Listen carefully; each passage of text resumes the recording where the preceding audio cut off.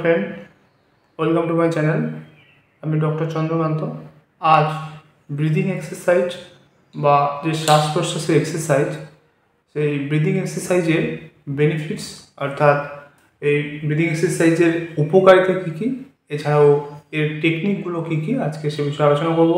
Breathing exercise খুবই গুরুত্বপূর্ণ, বিশেষ করে যাদের শ্বাস প্রশ্বাসের প্রবলেম রয়েছে, হাঁপানি রয়েছে কিংবা অ্যাস্থমা রয়েছে।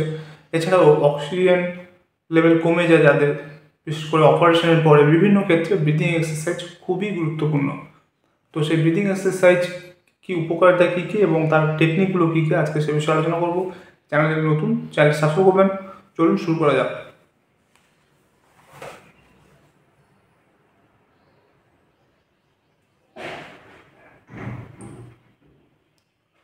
ব্রিদিং এক্সারসাইজ আমাদের রক্তচাপ কমাতে সাহায্য করে, এছাড়াও আমাদের হার্টের স্বাস্থ্যর উন্নতি করে, এছাড়াও আমাদের অক্সিজেন লেভেল বাড়াতে সাহায্য করে। ব্রিদিং এক্সারসাইজ করলে আমাদের অক্সিজেন SpO2 লেভেল বেড়ে যায়।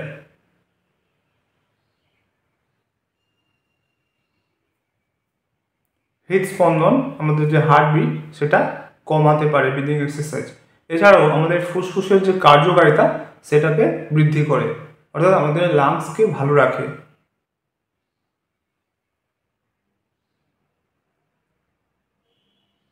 মানসিক চাপ, আমাদের যে মেন্টাল প্রেশার, সেটাকে কন্ট্রোল করতে সাহায্য করে, অর্থাৎ মেজাজ যে হারানো, মেজাজ ঠিক রাখে।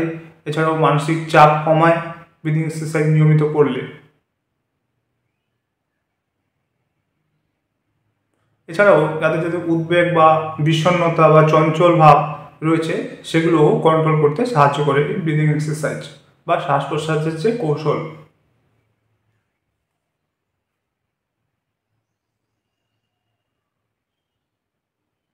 এছাড়াও আমাদের শ্বাস প্রশ্বাসের যে শক্তি বৃদ্ধি করে, অর্থাৎ ভাইটাল ক্যাপাসিটি, সেগুলো বৃদ্ধি করে। এছাড়াও আমাদের লাংসের ভেতরে যে কার্যকারিতা, লাংসের যে কার্যকারিতা, সেটাকে বৃদ্ধি করে, বাড়ায়।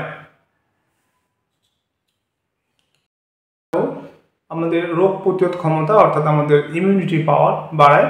তো ব্রিদিং এক্সারসাইজ করলে আমাদের লাংসের কার্যকারিতা বাড়ায়, লাংস ভালো রাখে এবং অক্সিজেন লেভেল বাড়ায়। এছাড়াও আমাদের হাঁপানি বা শ্বাস প্রশ্বাস যে সমস্যা, সেটা থেকে রেহাই দেয় যদি নিয়মিত কেউ ব্রিদিং এক্সারসাইজ করেন। এবার ব্রিদিং এক্সারসাইজ টেকনিকগুলি কী কী, অর্থাৎ কী কী পদ্ধতিতে ব্রিদিং এক্সারসাইজ করা যায়, তাদের মধ্যে 1 নম্বর হচ্ছে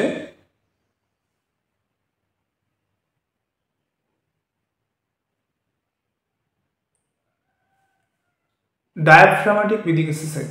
এছাড়াও যেটা রয়েছে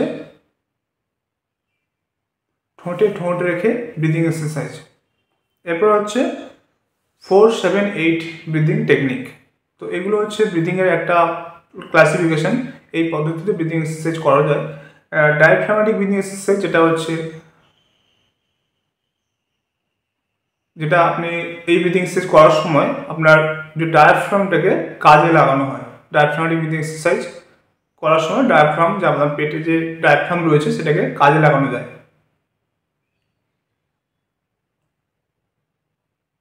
এছাড়াও যে ঠোঁটে ঠোঁট রেখে যেটা ব্রিদিং এক্সারসাইজ,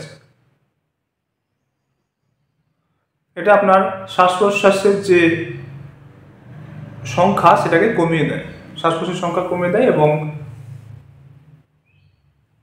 শ্বাস নালীকে দীর্ঘক্ষণ খোলা রাখে। এটা হচ্ছে ঠোঁটে ঠোঁট রেখে শ্বাস প্রশ্বাস, সেটা হচ্ছে একটা ব্রিদিং টেকনিক। এরপর হচ্ছে 4-7-8 ব্রিদিং টেকনিক, অর্থাৎ আপনি 4 সেকেন্ড ধরে ব্রিদিং মানে শ্বাস নেবেন এবং 7 সেকেন্ড ধরে হোল্ড করবেন এবং 8 সেকেন্ড ধরে আপনি ঠোঁট দিয়ে, মুখ দিয়ে শ্বাস বার করবেন, অর্থাৎ নিঃশ্বাস নেবেন।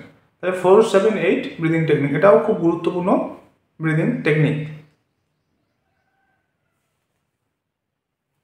তো এই 3 ধরনের আপাতত ব্রিদিং এক্সারসাইজ আপনারা প্র্যাকটিস করলে আপনাদের অক্সিজেন লেভেল বাড়বে।